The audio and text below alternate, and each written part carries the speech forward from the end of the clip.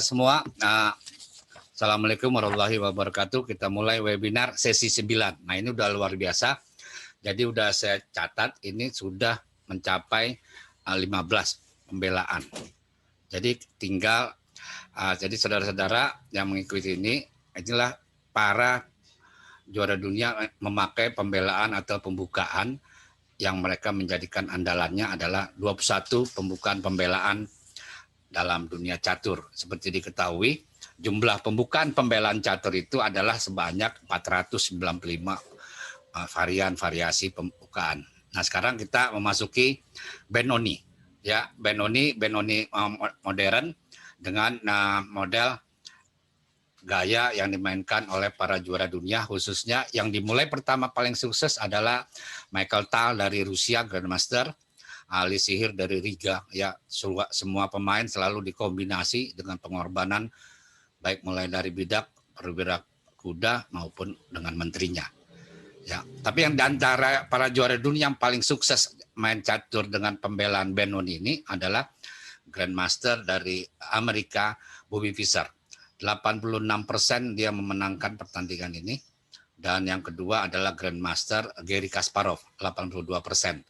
Jadi udah kita catat bahwasanya para sang juara dunia ini memakai Benoni modern ini dengan sukses yang sangat tinggi.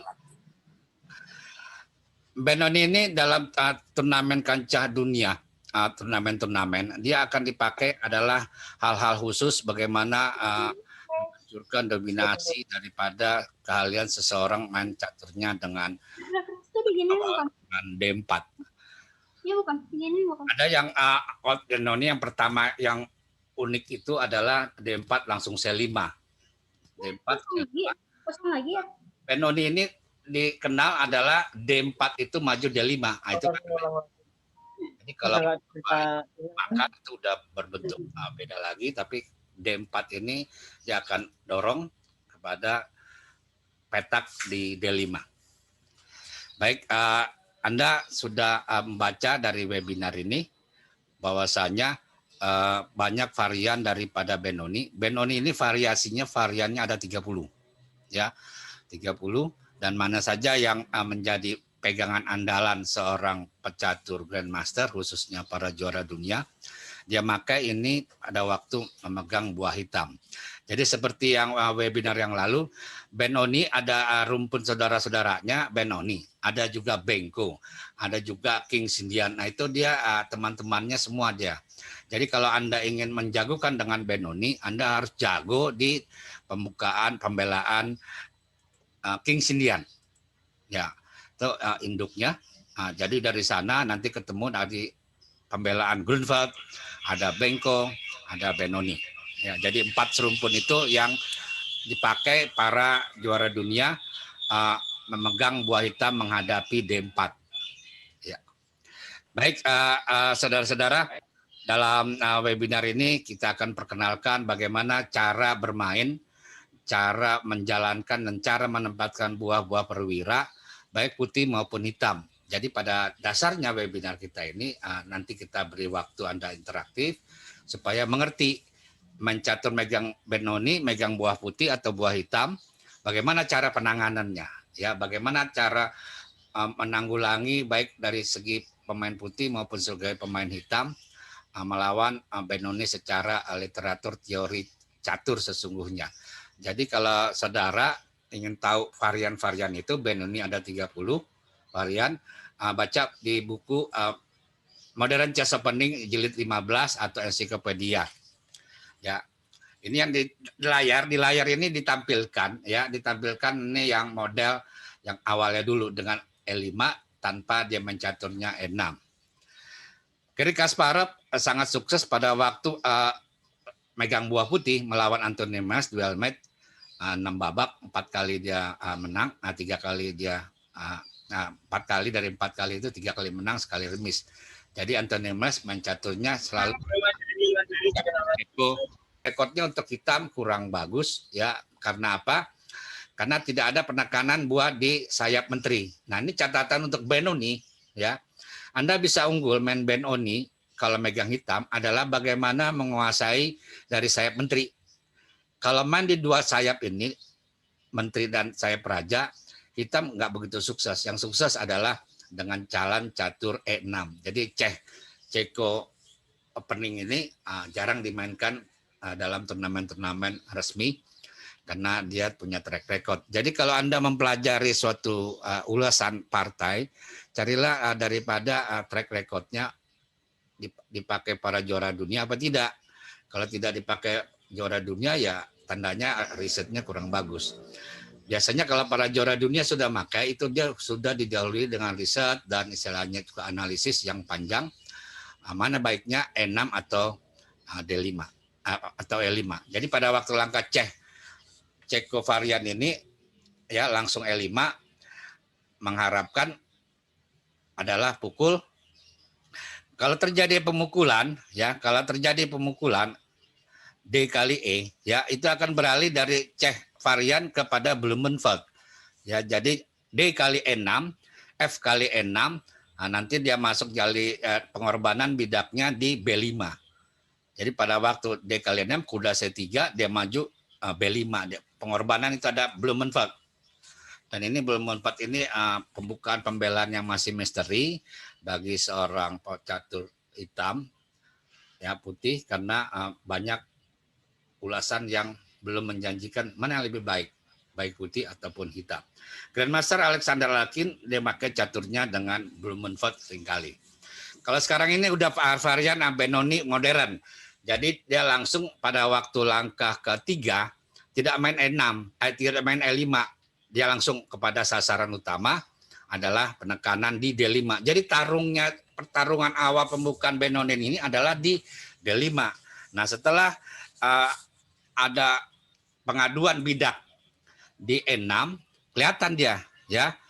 Nah, ini tarungnya satu sayap raja, satu sayap menteri, dengan catatan kedua belah pihak bagaimana menguasai tengah-tengah buahnya.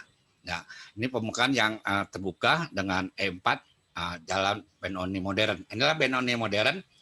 Variannya bidaknya ada 3 di depan, ya, dan kemudian buahnya itu serang daripada di tengah sentrum dan juga mengganggu di sayap menteri. Tema varian ini dengan gajah B5 itu maksudnya adalah bukan untuk penukaran gajah, tapi selain ingin tahu jalannya hitam ini pada waktu ini langkahnya apa. Kalau langkahnya kuda BD7, kalah serang dia putih langsung jalan caturnya dengan E5. Makanya dianjurkan oleh para teori catur, pakar catur, jadi kuda F itu bisa mundur ke D7. Oke, ini Taimanov ya, Grandmaster dari Rusia. Jadi memang Rusia banyak daripada meneliti suatu teori pembelaan. Dan ini sudah berjalan pound 4 bidak ya, dengan jalan dia caturnya tidak gajah ke B5, tapi meneruskannya dengan jalan caturnya kuda F3 gajah E2. Nah, ini dia yang sering dimainkan zaman sekarang ini dengan jalan caturnya terbuka 4 bidak. Nah, Bobby Fischer pada waktu langkah di sini sebelum benteng E8, dia menjalankan dengan B5 ini gambitnya ya, pada waktu melawan Larsen. Dan lanjutannya kalau apabila dimakan oleh gajah, dia kuda kali E4, dimakan lagi kuda kali E4 skak. Kemudian tutup, makan gajah kali kuda C3 skak, B kali C3, menteri kali B4. Terbuka, ya, ada terbuka. Ini diagram bisa ditampilkan contoh ya, Mbak Upinya. Jadi pada waktu langkah ke-9, hitam jalannya Bobby Fischer, jalannya adalah bukan benteng E8, tapi langsung dengan B5. B4 kuda F6. Jadi seperti yang sudah saya katakan jauh waktu-waktu dulu, kalau kita membaca atau mempelajari suatu dari mulai repertoire opening, ya kita ucap kita aja, ya C5. Nah, ini tandanya D5, E6. Nah, ini Benoni ya, Benoni modern.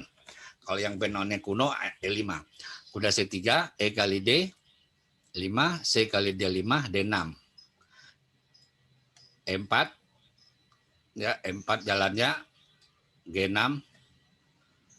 Ini standarnya ya, F4. F4, putihnya jalan F4, gajah G7.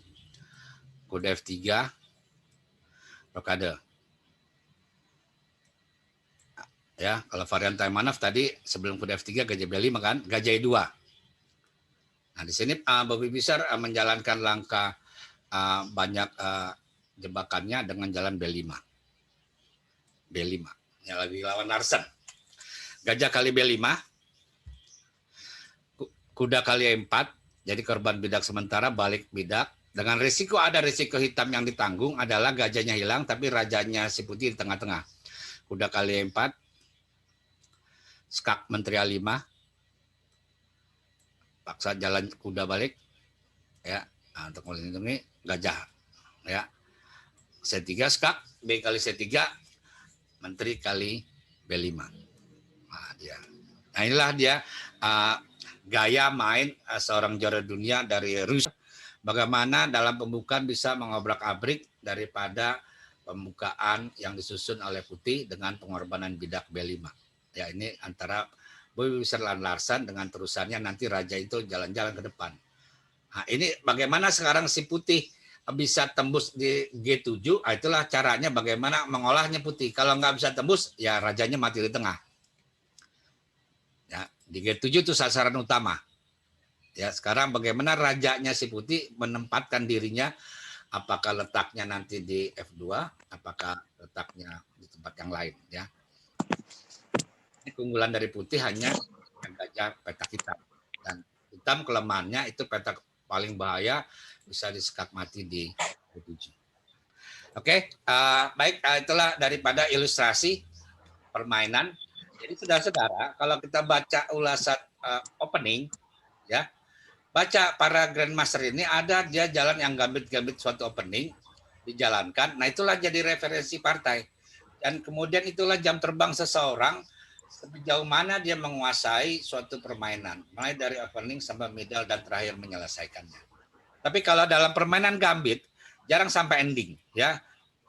Karena apa, buahnya itu pada berantakan. Biasanya mati, putih ataupun hitam. Jadi kalau saudara ingin mencaturnya tidak kena babak akhir, kena dengan pembelaan yang ada gambitnya. Seluruh caturan itu ada gambitnya. 4 bidak, ya. Sekarang kita teruskan dengan bagan yang lain, ya. Tadi udah dari out, sekarang 4 bidak, kemudian ada tadinya benteng E8. Ya, kita teruskan di sini, Bobby, ya. Nah, ini tadi saya bilang kuncinya dari seorang pemain caturnya si Tam, bagaimana menguasai sayap menteri. Dia harus dominasi sayap menteri. Kalau tidak, dia akan gugur atau kalah serang daripada si hitam. Orang yang biasa, ini yang biasa, yang klasikal. Klasikal itu tandanya F-nya itu tidak maju, ya. F-nya itu tidak maju. Dia akan mencaturnya, kudanya bermanuver, kuda F3 ke D2. Itu manuver, ya. Dia akan menempatkan posisinya kudanya di C4. Jadi bisa ini diteruskan, partainya ini jalan kuda E2, kuda D2. Jaganya makanya harus benar, ya. Kuda D2, ya, jalan caturnya kuda D2, kemudian A6, A4, kuda D7, kuda C4, kuda B6. Jadi kudanya itu harus disingkirkan di tengah-tengah.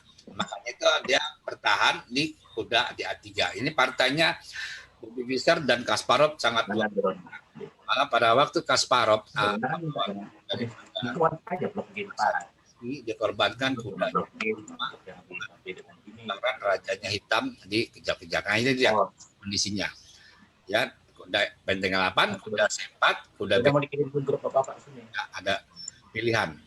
Jadi kudanya itu kita harus bermain catur. Benoni adalah bermain caturnya dengan penguasaan di hitam di sayap menteri, ya. Sayap menteri dengan dorongan B7, B5. Ya. Oke. Sekarang Fianchetto, ya. Fianchetto ini hampir sama dengan klasik, hanya bedanya rajanya itu bisa untuk bertahan. Tapi bentuknya hampir sama, ya, kondisi bentuknya hampir sama. Hanya beda tadi gajah itu untuk pecatur yang posisional, bukan untuk penyerang. Jadi kalau modal-modal Karpov, ya kan, main caturnya gajahnya posisi tinggi. Temannya daripada Benoni ini ada namanya Bengko ya, nama orang. Ada pengorbanan bidak. Bengko ini unik dia.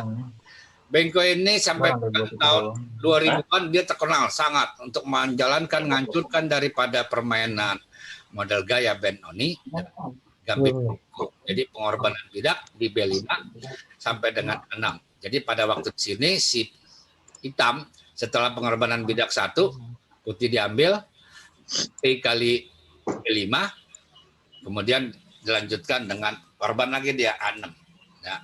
Nah sampai di sini uniknya dalam track record permainan, ya hasil prestasi capaian hitam, kalau putih B kali A6 dilakukan, dilanjutkan dengan gajah kali A6, itu kecenderungan lebih banyak unggul dan menangnya adalah hitam.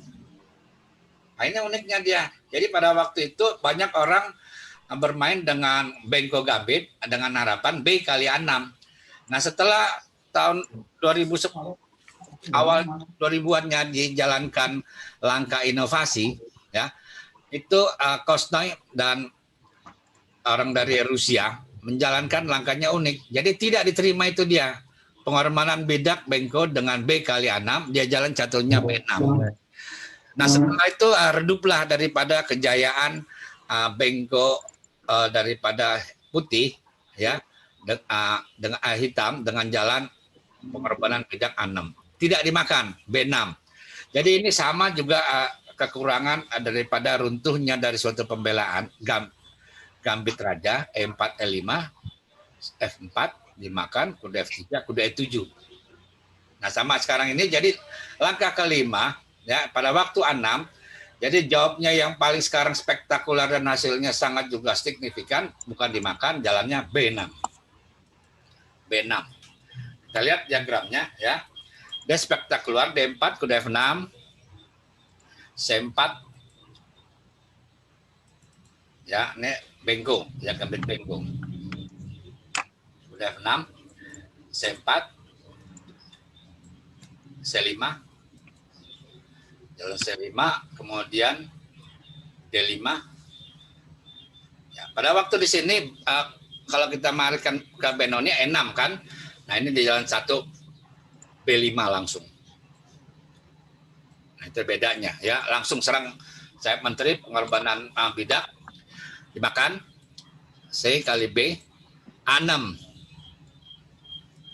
Zaman kejayaannya Bengko pada waktu pengorbanan B5 dan A6 dengan catatan B kali A6. Nah sekarang atau musnahnya daripada permainan Bengko saat ini, maka tidak muncul lagi dalam 10 tahun terakhir ini dengan jalan B6.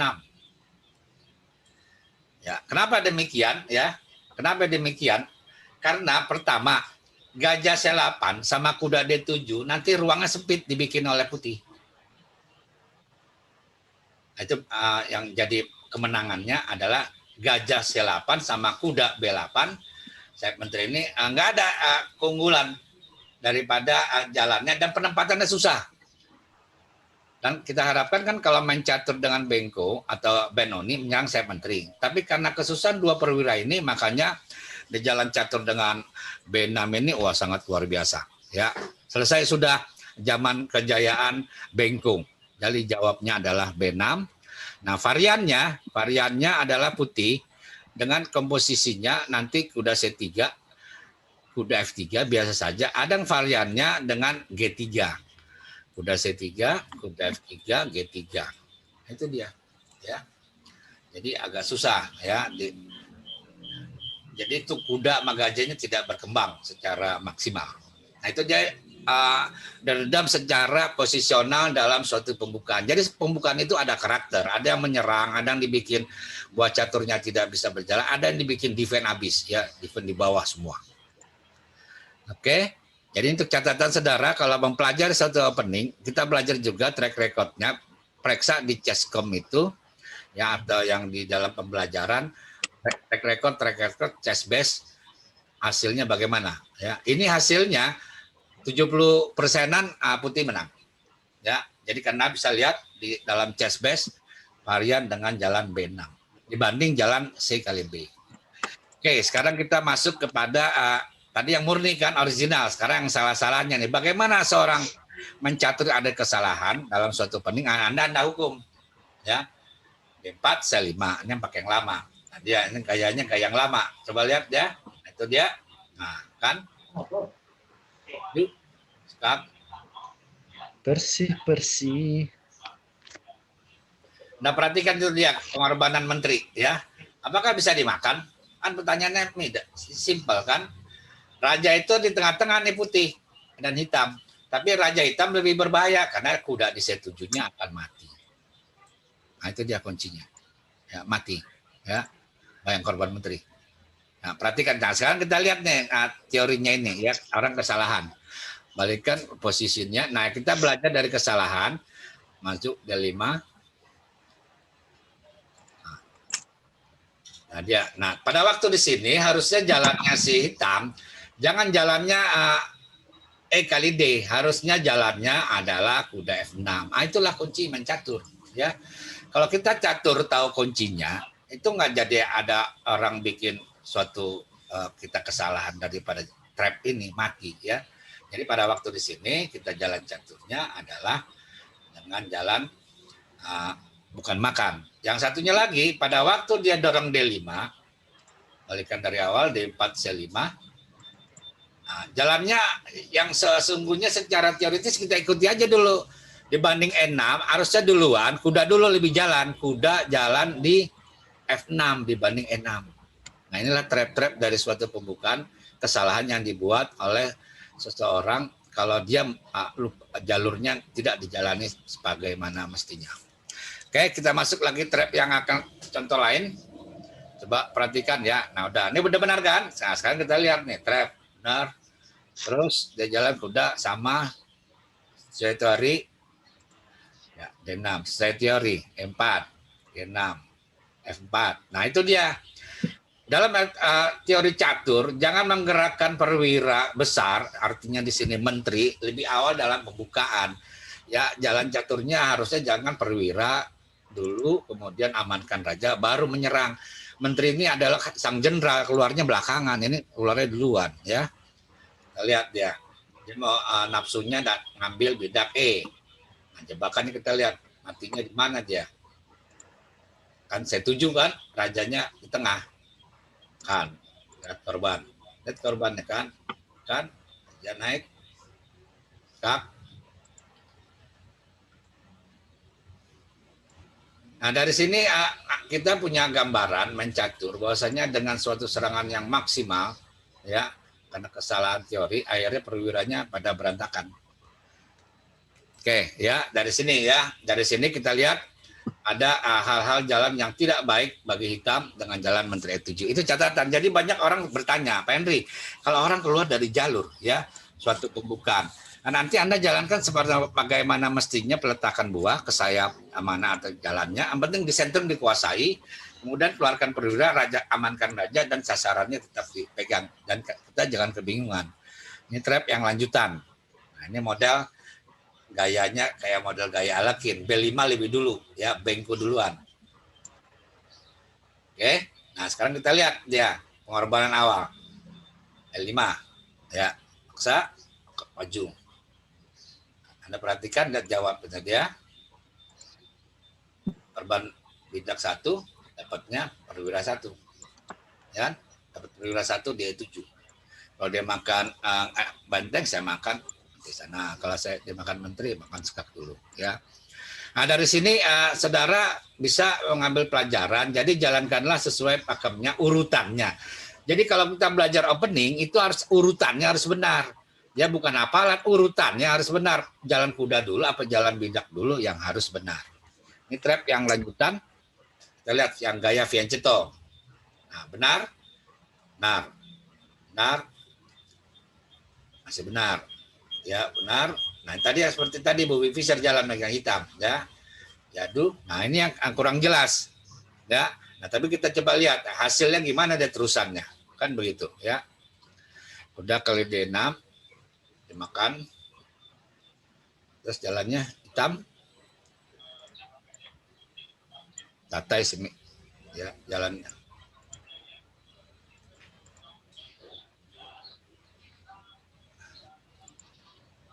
Ya, kalau Anda perhatikan di sini, apa salahnya si hitam adalah menggerakkan benteng.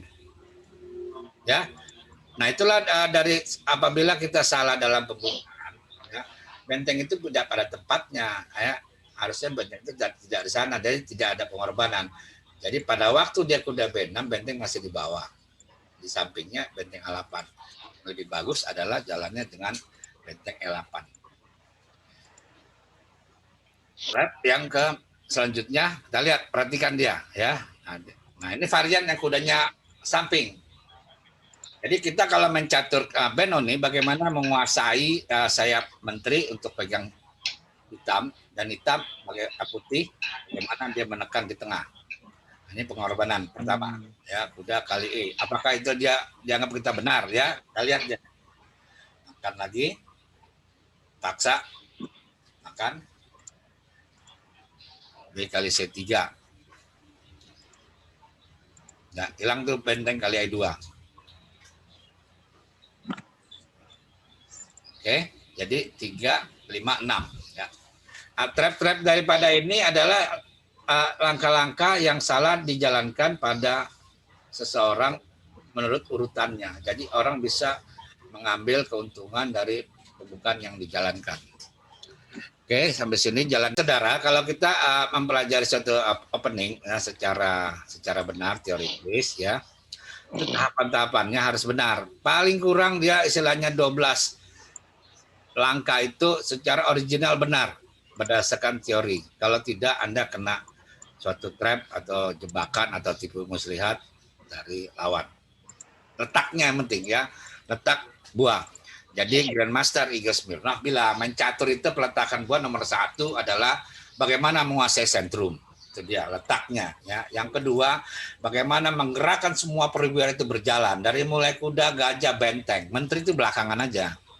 Menteri di belakangan. Nah ini adalah suatu partai akan saya suguhkan juara dunia. Ya, cukup legendaris, dimainkan oleh Robert James Fischer pada waktu dia merebut juara dunianya, dan dia mengeluarkan suatu repertuar, suatu langkah ya, novelty adalah dengan kudanya dijalankan ke kuda H5 menyerang sayap rajanya Spassky dengan suatu resiko dia akan bidaknya akan numpuk.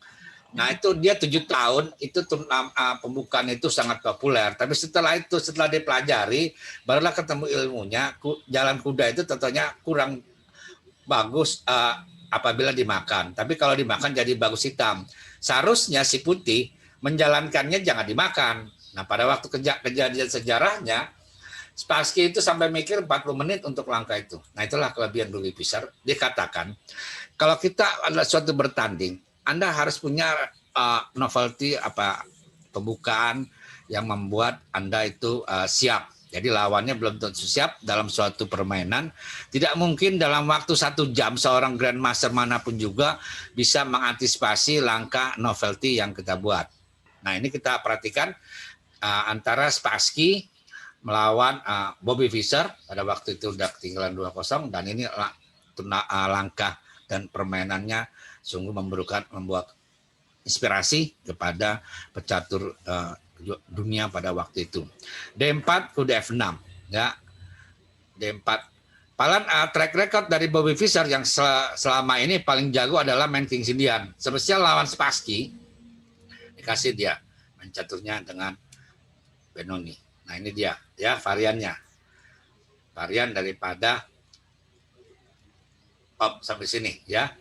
Jadi dari sini Anda perhatikan ya, letak daripada buah mencaturnya Spassky, dia akan mencaturkan dengan bidak 3 di depan ya, dan Bobby Fischer akan memainkan di sayap menteri dengan maksimal.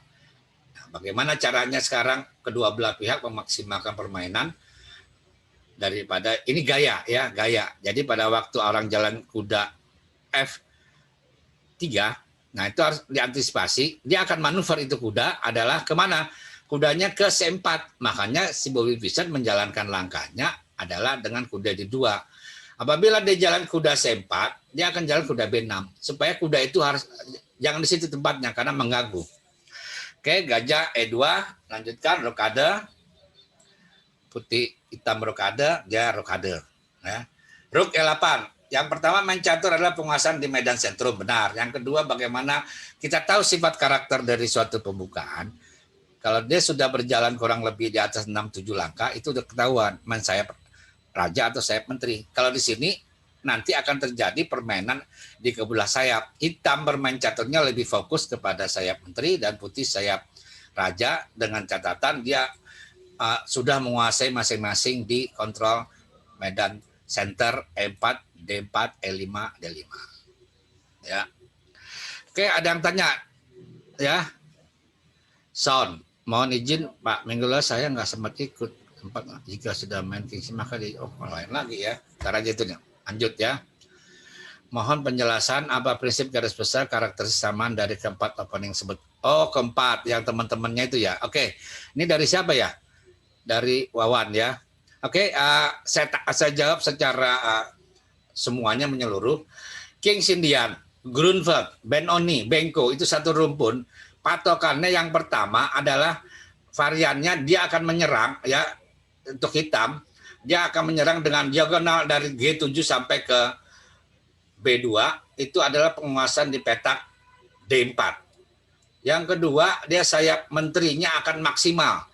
Bagaimana 4 bidak lawan 3 bidak di sayap menteri, itulah keunggulannya.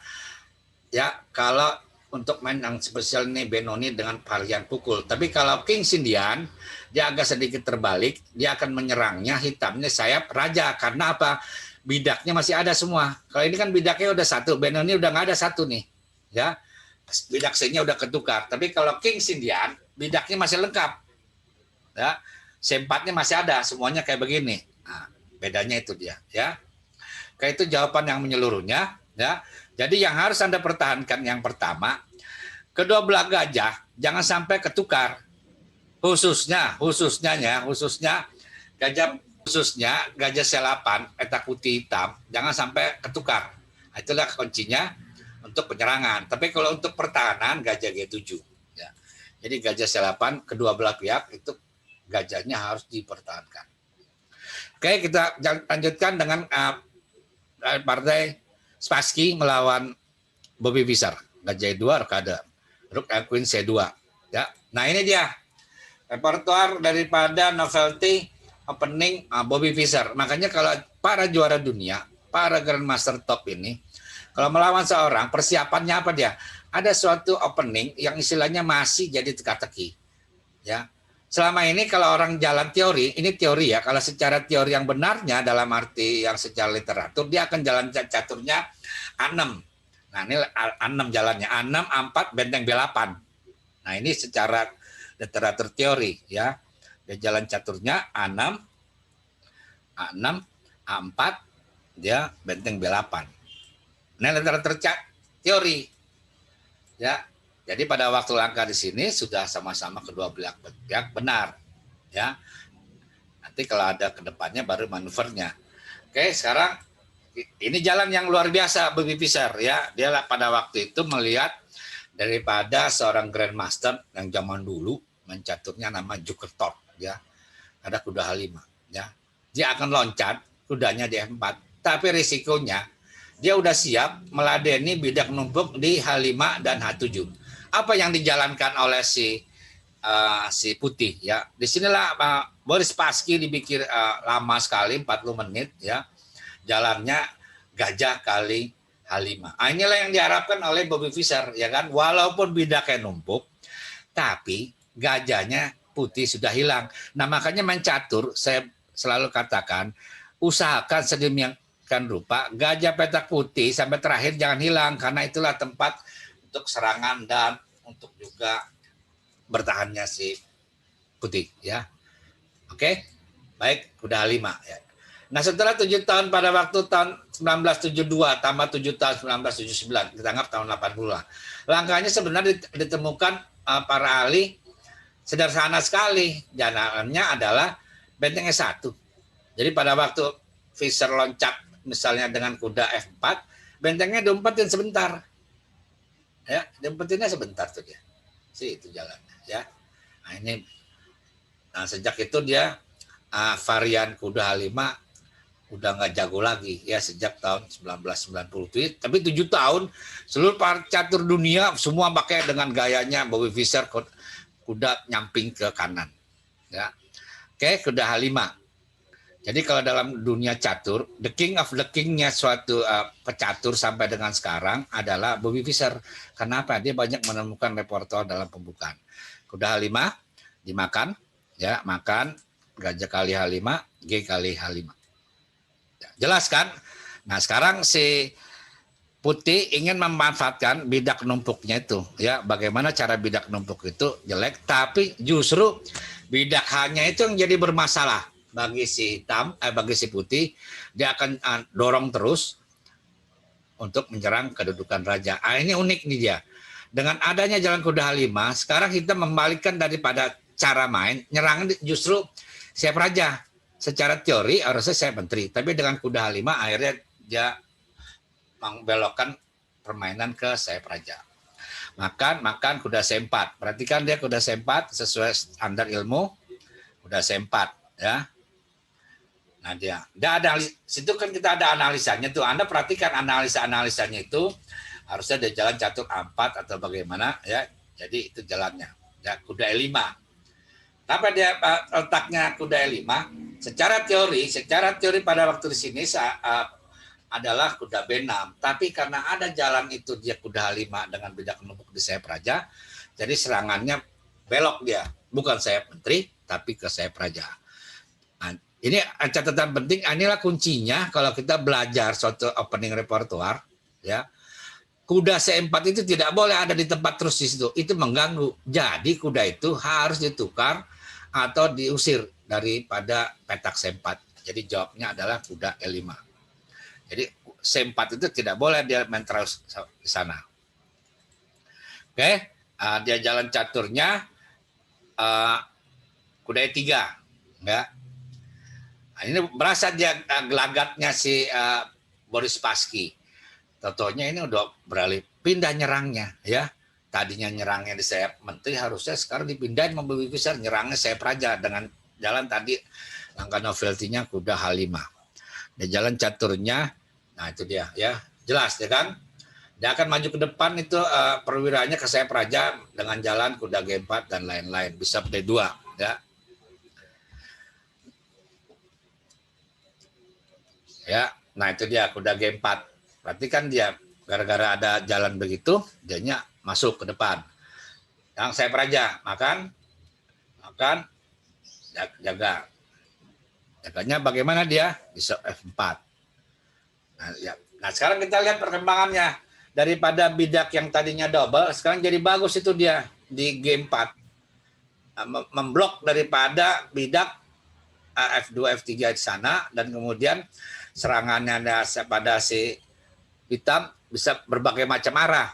Sayap menteri oke, tengahnya oke, sayap raja oke. Ini luar biasanya Bobby Fischer ya. Dia bisa bolak-balik suatu teori dalam satu permainan ya. Jadinya dia bisa unggul dalam permainan lawan orang yang kurang analisa.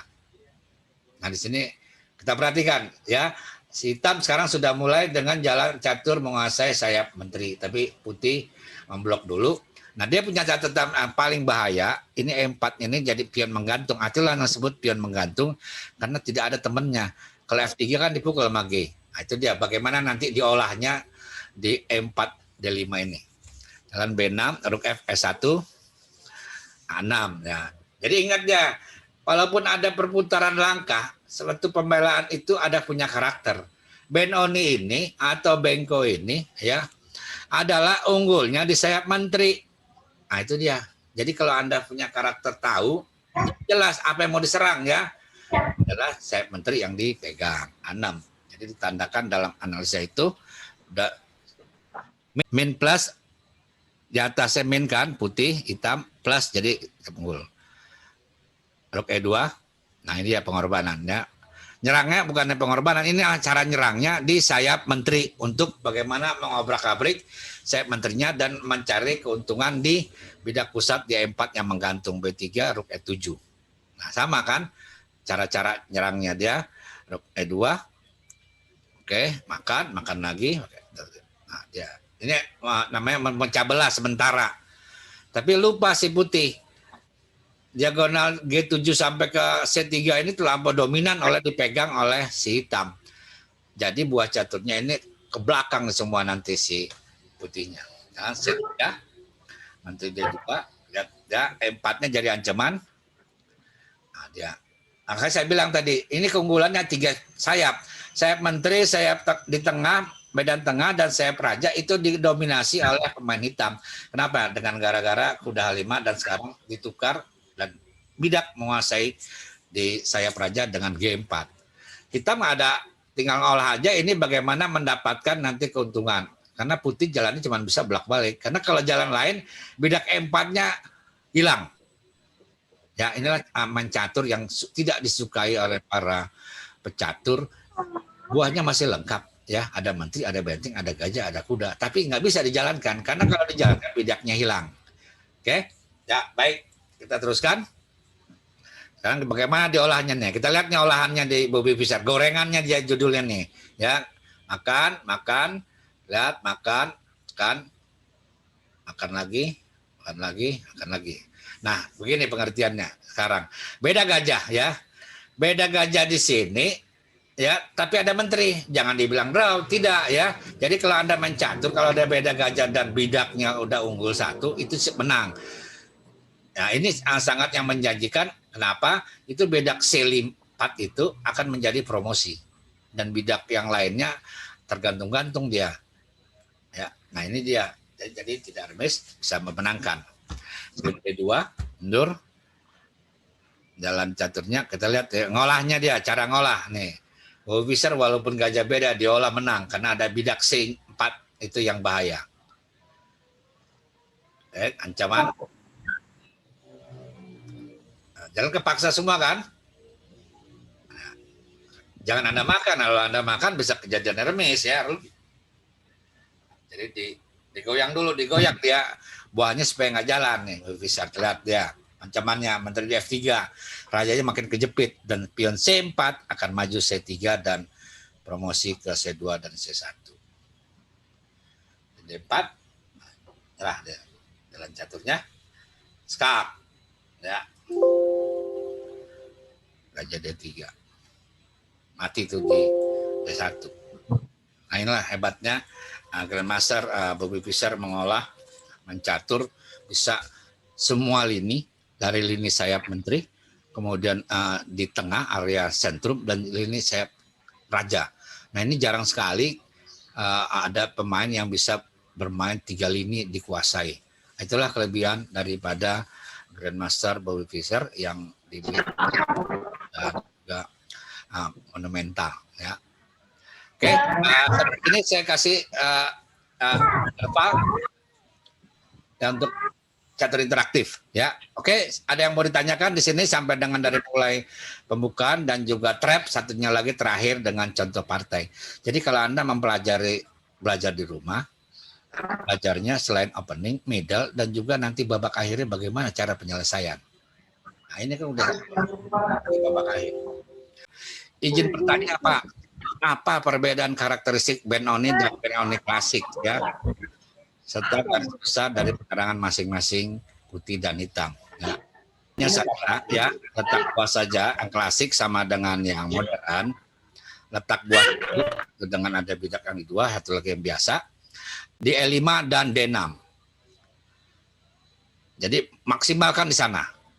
Kemudian mengantisipasi perlawanan jalan dari hitam dengan jalan hitamnya A6 diblok dengan di B5. Ya, diblok dengan B5 untuk ngeblok dengan jalan A4 jalannya. Itu dia ya. Jadi yang pertanyaan tadi ya, kuncinya adalah pemain putih bagaimana mengusahakan sedemikian rupa ya, lebih dulu di tengahnya lebih unggul. Kemudian setara dengan itu memblok daripada serangan balasan dari hitam dengan jalan di sayap menteri, bloknya dengan hitam jalan A6, jalan putih jalan A4 itu. Ya, karakteristiknya yaitu dia nggak menyerang nanti di sayap menteri dan sayap raja. Kalau untuk Benoni ini, putih menyerang di sayap raja, hitam menyerang sayap menteri. Ya, itu tadi yang saya tanya jawabannya.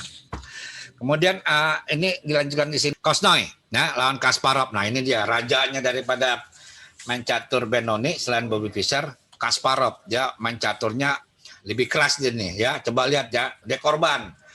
Oke sama.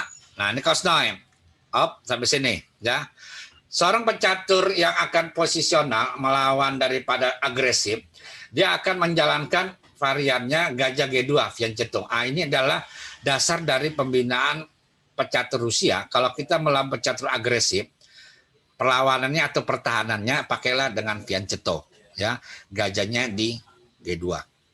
Ya. Terus ya gajahnya di G2 itu Kosnoy ya. Kosnoy ini sebenarnya kakak kelas daripada Karpov dan Kasparov. Jadi dia sama-sama belajar di sekolah catur Botvinnik ya. Tepatnya kampusnya itu sekolah catur Botvinnik. Yang paling senior di antara mereka bertiga adalah Kosnoy. Kosnoy ini jadi sama dengan Grandmaster Keres. Dia ini runner up abadi, nggak pernah juara dunia, tapi dia berapa kali ikut finalis. Oke, dia up dia. Jadi pada waktu langkah E6, itulah salah satu dobrakannya daripada hitam. Nah kalau Anda kuncinya aja nggak tahu ya, jadi susah. Nah itu dia kuncinya, ingat tuh dia kalau main catur hitam, bagaimana dia main caturnya menjalankan teori benar, itu dobrakannya dengan E6. Memaksa Anda pukul atau saya yang mukul, E kali D atau D kali E. Ya, nah, di sini aja bisa ada pertanyaannya. Kalau dipukul D kali E, hitam jawabnya apa? Pertanyaannya, apakah pakai gajah atau pakai bidak? Itu sesuai dengan karakter main.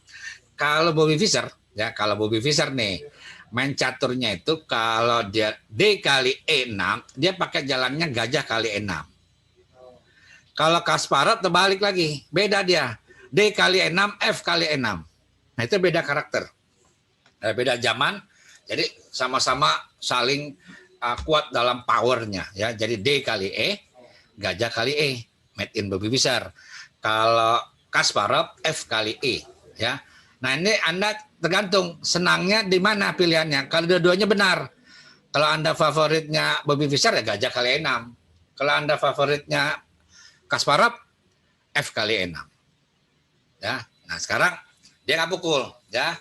Nah, kita pukul lagi ya. Nah, coba perhatikan 4 bidak di sayap menteri itu adalah dipegang oleh hitam dan 3 bidak di sayap menteri putih ya.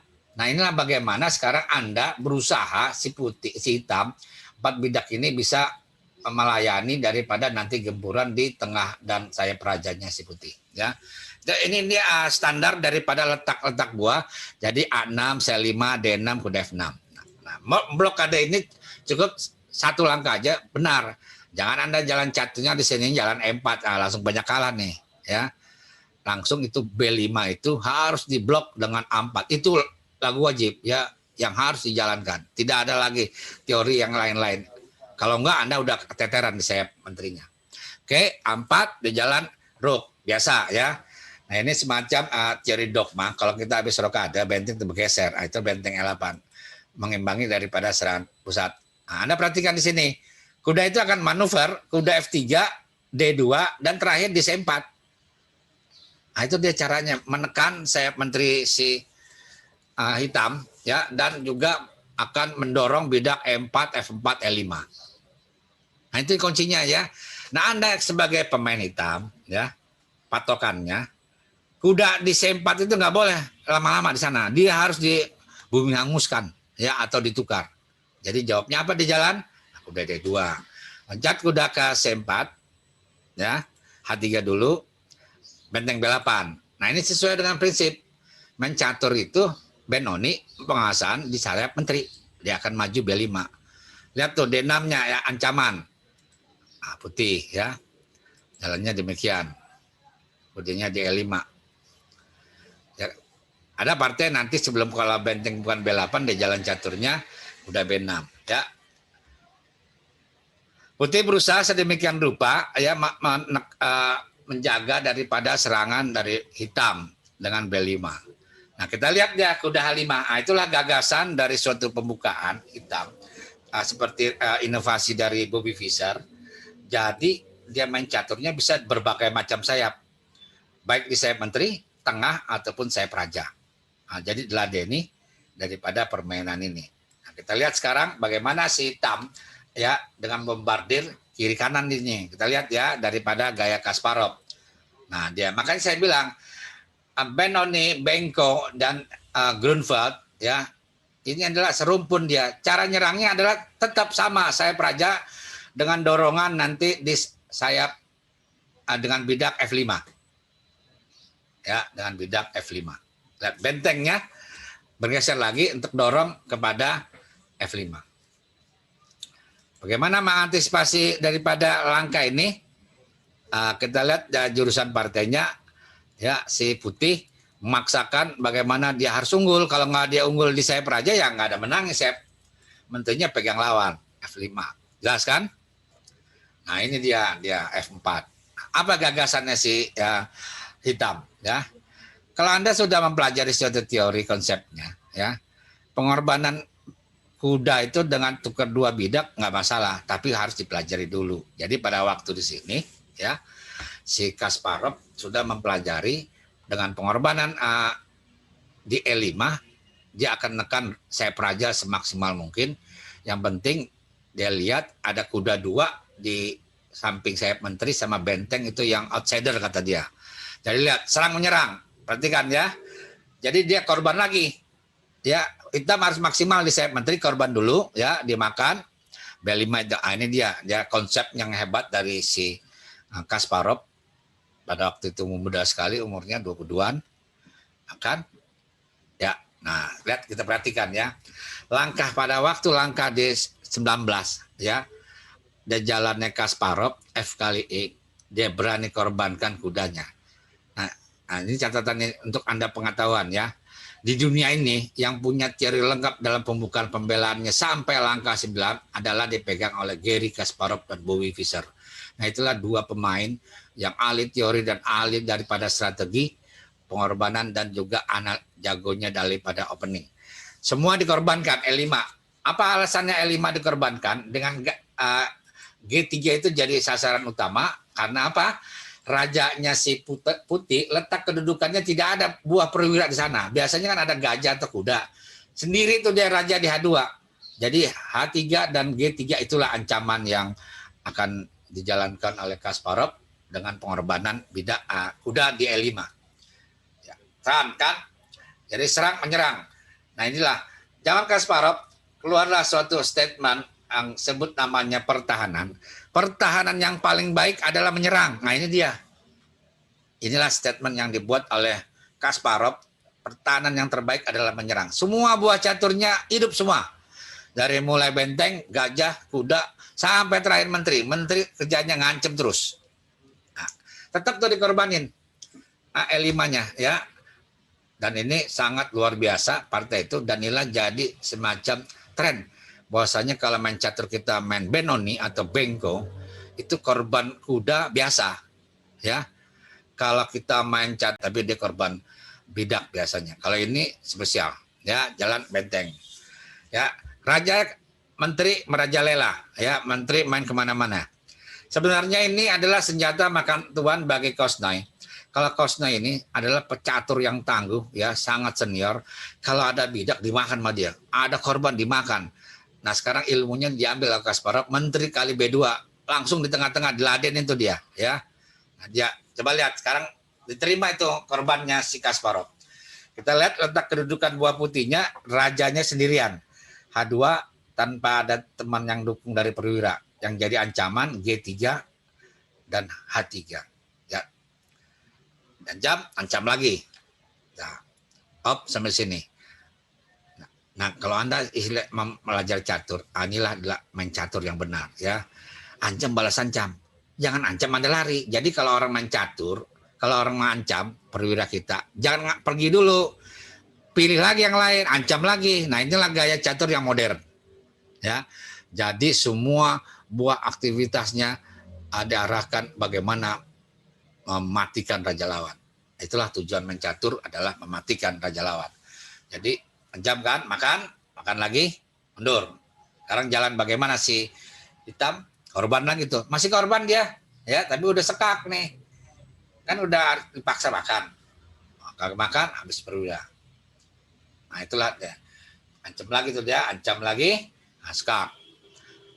Jadi ada pedoman mencaturnya yang saya bilang SMA, sekak makan ancam. Nomor 1 mencari kedudukan raja di sekak. Nah ini dia. Jadi bukan ngambil perwira dulu, sekak dulu, ya kan? M-nya ada makan, kedua ancaman. Nah ini dia, ya sekak. Jadi sekak ke F2 lebih dominan daripada Anda makan dulu, makan kuda kah, makan gajah, sekak, makan. Nah ini hanya penyelesaian. Oke? Jadi penyelesaian dengan bagaimana menangkan main ini dengan mudah, nggak susah ini mencaturnya. Ya, tukarnya banyak, tapi kedudukan rajanya sangat bahaya. Ya balat ya jalan caturnya kan udah susah nih jalan hanya terusan ini. Tapi juga Anda harus lihat kalau menghafal atau mengingat suatu partai, juga jalankan sampai dengan habis supaya lawannya kita bisa berpikir bagaimana nyerangnya. Oke, apa ya? Diancamnya bohong aja tuh dia. Banyak hilang kan? Nah, habis ya. Jadi sini Kasparov. Jadi kalau Anda ingin suatu partai yang menyerang bagus banyak ya, secara monumental pengorbanan, cari partainya Garry Kasparov dan Magnus Carlsen. Dia korban segala macam tuh dia. Tapi kalau Anda ingin mencari suatu permainan dengan agak ilmiah dikit dalam pengorban tidak arogan seperti Kasparov Carlsen, carilah partainya Bobby Fischer, ya kan? Michael Botvinnik itu juara-juara dunia. Tadi saya tambahkan lagi agak arogan lagi, tadi adalah pembelaan yang dimainkan oleh Michael Tal. Sama tuh gayanya Kasparov, dia lebih brutal dari awal pembukaan. Oke, ini ada tanya tadi sudah jawab ya dari Wawan. Oke, sampai sini ada yang tanya?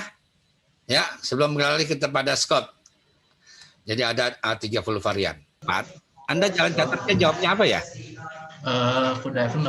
E4. Halo? Iya, Pak. Ya, saya jalan C4, Anda kuda F6. Saya jawab C4. Anda jawab? C5. C5, oke. C5. D5? N6. Kuda C3? E6? E kali D5. Ya, C kali D5. D6. Ya. Terus D6. Saya jalan kuda F3. G3. G6. Ya, benar. G3. Gajah G7. G6. G3. Gajah G7. Gajah G2. Rokade pendek. Rokade pendek, saya juga rokade pendek. Nah ini lumayan ya kan. Jadi Bapak paling kurang nanti adalah opening ini sampai 12 angka itu langkah wajib Pak yang benar ya. Secara buku di MCU atau di ensiklopedia. Lanjutannya baru 9 nih Pak. Kalau Bapak 9 ini masih kelompok baru di SD. Kalau udah sampai ke 12 masuk ke SMP SMA. Oke, 3 langkah lagi Pak. Jalannya apa? Nih jawabnya. Kalau aku benteng E8. Benteng 8. Saya jalan caturnya kuda D2. Habis itu kuda D7. Kuda D7. Kuda D7. Iya, D7. Nah, saya jalan caturnya kuda C4. Kuda B6. Nah, ya, ini kan ada juga nih partai jadi jalan caturnya megang hitam, A-nya dibelakangin, di jalan dulu kuda dulu ya. Itu benar ya, kuda B6. Ya, kuda B6, dia jalan caturnya nanti dari jalan caturnya kuda A3. Pak ini jalannya apa? Ini udah 11 angka, udah lumayan nih ya. Udah sangat bagus. Kuda B6, enggak dimakan, dia jalan caturnya kuda C4 ke A3. Kuda B6, oke ya. Kemudian kuda ke A3. Ya, sampai sini Pak. Ini siapa Michael? Iya. Apa jalannya? A3. A6. Ya, A6, saya A3. Nah, kalau sampai sini Pak Michael, dengan diteruskan cari di chess base partainya ya. Bagaimana megang putih, bagaimana megang hitam. Ini teorinya udah lumayan, dua-duanya benar ya. Assalamualaikum. Cara menangani gambit Benoni langkahnya gini. Baik, ya ini udah selesai ya Pak Michael ya. Oke, kita teruskan dengan Astian. Astian Dana D4, kuda F6, C4, C5, E6, G3, ya. G3. Henry, saya gimana download Chessbase sih? Download Chessbase nanti tanya sama Mbak Upi, gampang itu ya. Nanti ada itunya caranya. Saya udah nyari-nyari ke Chessbase-nya harus bayar. Oh ya, nanti tanya Mbak Upinya gimana caranya ya. Ya, ntar ada teleponnya kan? Udah makan lagi benar. Selesai, C kali D, gajah G7, G6. G6-nya belum jalan nih pertanyaannya ya.